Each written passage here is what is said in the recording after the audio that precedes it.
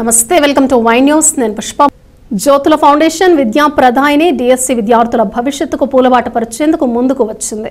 ఇందులో భాగంగా జగ్గంపేటలోని గోకవరం రోడ్లోని కాపు కళ్యాణ మండపంలో Jyothula Nehru foundation mega DSC ఉచిత కోచింగ్ సెంటర్ తరగతులను ప్రారంభించింది. ఎమ్మెల్యే జ్యోతుల నెహ్రూ కాకినాడ జిల్లా తెలుగుదేశం పార్టీ అధ్యక్షులు జ్యోతుల నవీన్ చేతుల మీదుగా ఇవాళ కోచింగ్ సెంటర్ ప్రారంభమైంది. ముందుగా సరస్వతీదేవి, సర్వేపల్లి రాధాకృష్ణ చిత్రపటాలకు పూలమాలలు వేసి జ్యోతి ప్రజ్వలనతో ఉచిత కోచింగ్ సెంటర్ ప్రారంభించారు. ఈ సందర్భంగా జ్యోతుల నవీన్ మాట్లాడుతూ జ్యోతుల నెహ్రూ ఫౌండేషన్ స్థాపించడానికి ముఖ్య కారణం ప్రభుత్వ పాఠశాలలో మౌలిక వసతులు కల్పించాలని, అందరి సహకారంతో స్థాపించడం జరిగిందని, అదేవిధంగా నియోజకవర్గంలోని ఆడపిల్లలకు పెళ్లి కానుక 20,000 రూపాయలు అందించడం జరుగుతుందని, ఇప్పటికే 250 మంది ఆడపిల్లల పెళ్లిళ్లకు అందించామని, ఇంకా 130 మంది ఆడపిల్లల పెళ్లిళ్ల అప్లికేషన్లు రెడీగా ఉన్నాయన్నారు. జగ్గంపేట నియోజకవర్గంలో మెగా డిఎస్సిలో ఎక్కువ మంది ఉత్తీర్ణత సాధించాలని ఈ కార్యక్రమం తీసుకున్నామన్నారు. ఎమ్మెల్యే జ్యోతుల నెహ్రూ మాట్లాడుతూ గతంలో జ్యోతుల నెహ్రూ ఫౌండేషన్ ద్వారా టెట్ కోచింగ్ ఇప్పించామని, ఈ కార్యక్రమంలో ఎంపీపీ తోట రవి, తోట గాంధీ, ఎస్వీఎస్ అప్పలరాజు, మారిశెట్టి భద్రం, కొత్త కొండబాబు, కుంచే రాజా, జీను మణిబాబు, అడబాల భాస్కర్రావు, అడబాల వెంకటేశ్వరరావు, ఉంగరాల రాము, వీరంరెడ్డి కాశీబాబు, మంగరావుతు రామకృష్ణ, పాలచర్ల నాగేంద్ర చౌదరి, జంపన సీతారామచంద్రవర్మ ఫౌండేషన్ సభ్యులు పాల్గొన్నారు. 349 మంది ఉత్తీర్ణులయ్యారు, అంటే క్వాలిఫై అయ్యారు. ఇందులో గతంలో క్వాలిఫై అయిన వాళ్ళు ఉన్నారు. గతంలో క్వాలిఫై అయిన వాళ్ళందరికీ మార్కులు పెరిగాయి. క్వాలిఫై కానటువంటి వాళ్ళు క్వాలిఫై అయ్యారు. అంటే 349 మంది మన క్యాంపు నుంచి రేపు డిఎస్ఏ పరీక్షకి వెళ్ళడానికి అర్హత సంపాదించాం. ఈరోజు మళ్ళీ 40 రోజుల టైం ఉంది. ఈ 40 రోజుల టైం కూడా నిరంతరం మీరు పరిశ్రమించాలి. అవసరం అనుకుంటే ఖర్చుకు నెరవేరే పని లేదు. మీరు 2 క్లాసులు కూడా పెట్టారు అంటే 9th క్లాసులు కూడా పెడతారు, ఇబ్బంది లేదు. అన్ని సౌకర్యాలు ఏర్పాటు చేస్తారు. కానీ మ్యాక్సిమం ఎలాగైతే గతంలో 80% మనం సాధించుకోగలిగామో టెట్లో ఈ డిఎస్ఏలో కూడా ఆ రకంగా సాధించాలి. ఆ సాధించడం కోసమే ఇవాళ మళ్ళీ డిఎస్ఏ క్లాసులు కోచింగ్ సెంటర్ మనం పెట్టుకున్నాం. ఇప్పటికీ మన దగ్గరికి వచ్చినటువంటి పిల్లల యొక్క సంఖ్య చూసుకున్నట్టయితే 193 మంది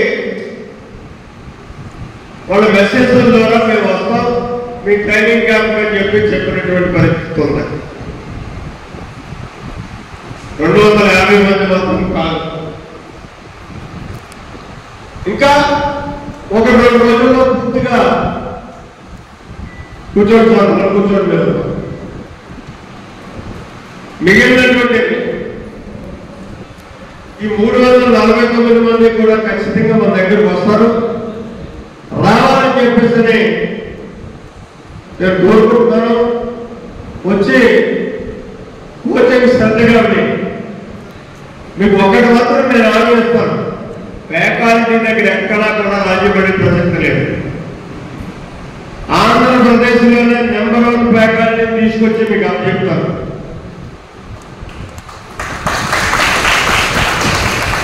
దాన్ని సద్వినియోగం చేసుకోవాల్సినటువంటి బాధ్యత మీది. నమస్కారం తెలియజేస్తున్నాను సోదరులారా. అలాగే ఇక్కడికి వచ్చి కాబోయే టీచర్లకు, యువతరానికి ఒక బంగారు పాట వేయడానికి మీ వంతు కృషి అందజేయడానికి మీ అందరికీ కూడా ప్రత్యేకమైన ధన్యవాదాలు తెలియజేసుకుంటున్నాను సోదరులారా. ఇక్కడ మనమందరం కూడా ఆలోచించాల్సిన అవసరం వస్తుంది. ఈ జ్యోతుల నెహ్రూ ఫౌండేషన్ ద్వారా నేను ఏ కార్యక్రమం తీసుకున్నా ఒకే ఒక ధైర్యం, నా వెనక కొన్నాళ్ళ అండ నా తండ్రి ఉన్నాడు,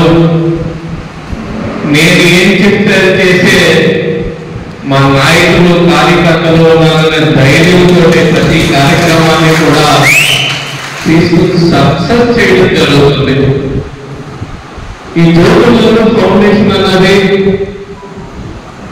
ముందుగా ఎందుకు ఏర్పాటు చేయడం జరిగింది అంటే,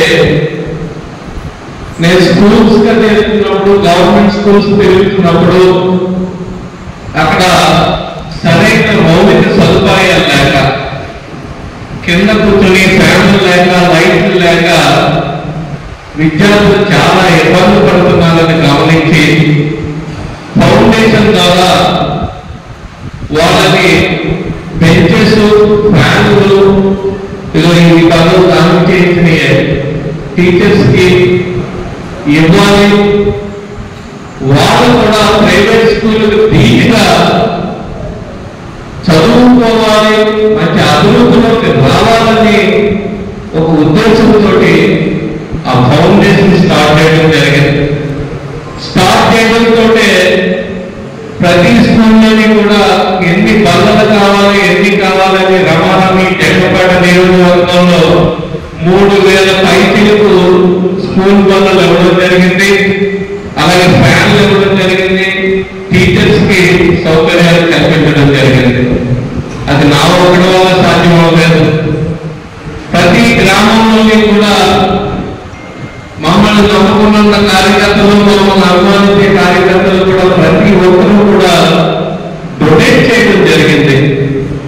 ఈ రోజుకి కూడా మీరు చూసుకున్నట్టయితే జ్యోతుల ఫౌండేషన్ అని ఒక పక్క ఎవరైతే డొనేట్ చేస్తున్నారో వాళ్ళు మీరు ఒక పక్క కూడా రాయించి దాన్ని చేయడం జరిగింది.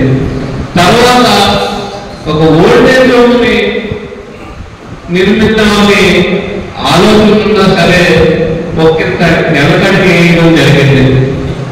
నేను ఏదో పెట్టేయడానికి, దాని మీద డబ్బులు ఖర్చు పెట్టడానికి పెద్ద సమస్య కాదు, కానీ ఆ ఓల్డేజ్ హోమ్లో ఉండే పెద్దలకి సర్వీస్ చేసే విధంగా. ఎందుకంటే ఈరోజు మనం చూసుకుంటున్నాం, ఓల్డేజ్ హోమ్ ఎందుకు వస్తున్నారు అంటే ఇంట్లో సరిగ్గా చూడడం లేకపోవడం వల్ల, లేకపోతే సరైన సదుపాయాలు లేకపోవడం వల్ల, పిల్లలు విదేశాల్లో ఉండడం వల్ల, ఇక్కడ